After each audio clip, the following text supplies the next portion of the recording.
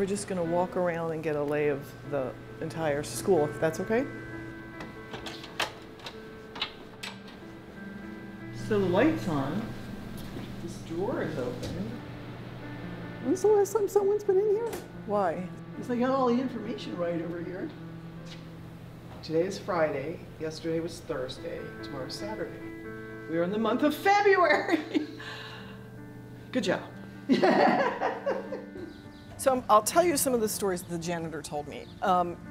In what I believe was 1991, he was afraid. He did not feel comfortable in that building. So let's start with that. The clocks would stop working at the same time, and I don't remember what that time was because I didn't write that down, but the clocks were a big thing.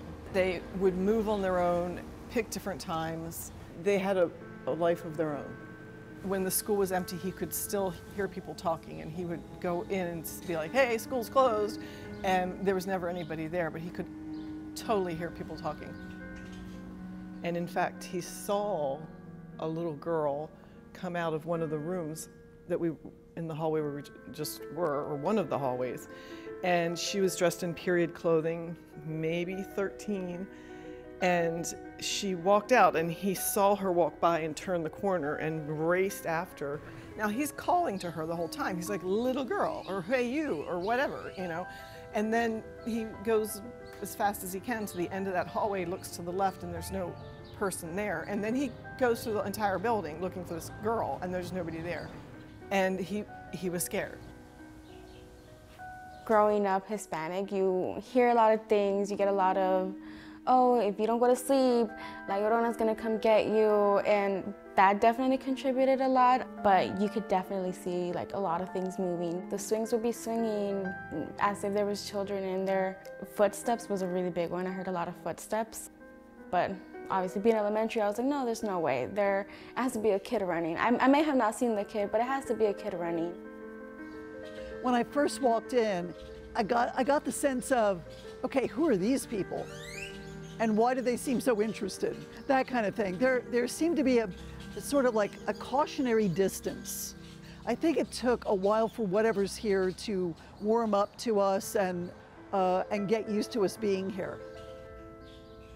When I was walking around, I didn't think anything was happening. I could feel that it was a school that was definitely loved, and you could feel just like a good elementary school environment. Until we walked into the cafeteria. Like the energy just suddenly changed. Like about 30 people just sat up and looked in our direction towards the door. I felt like the cafeteria was the most active location where we could really sit down and spread some equipment out and get some good evidence there. All right, we'll try the 1, 2, 3 game, okay? I'll say 1 and 2, and I want you to shout out 3. You ready? 1, 2.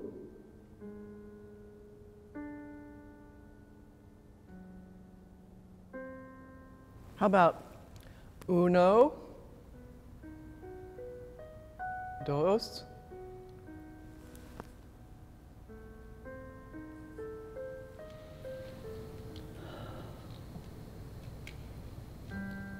If there are more than 2 of you here, would you cross the rods, please? More than 2 of you?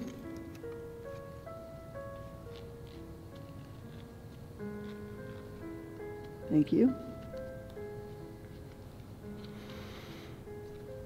If you're former students of Metz, oh. Okay. That was an immediate response. I had asked, I said, are there any former teachers here? Former teachers? Yes, you love this place? A big part of your life, huh?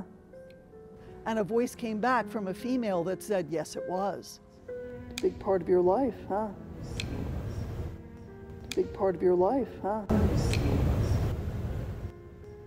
big part of your life, huh? An adult female voice, yes, it was. Clear as day. I think something has been around here forever. From all this activity that we're getting, I'm not finding any dramatic history.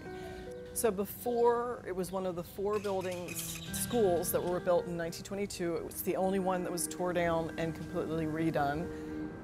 What I know to be true is that when there is change in typically old places, it often does create more activity. When the Driscoll Hotel was being renovated, there were paint cans being moved, ladders shaking, just like here. You hear basically the same stories.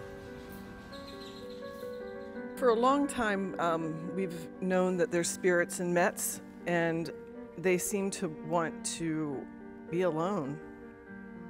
They came out when the building was empty and kids weren't in school, and they somehow materialized, made it a situation where it's empty again. So I guess this is their school, and they really don't want others around.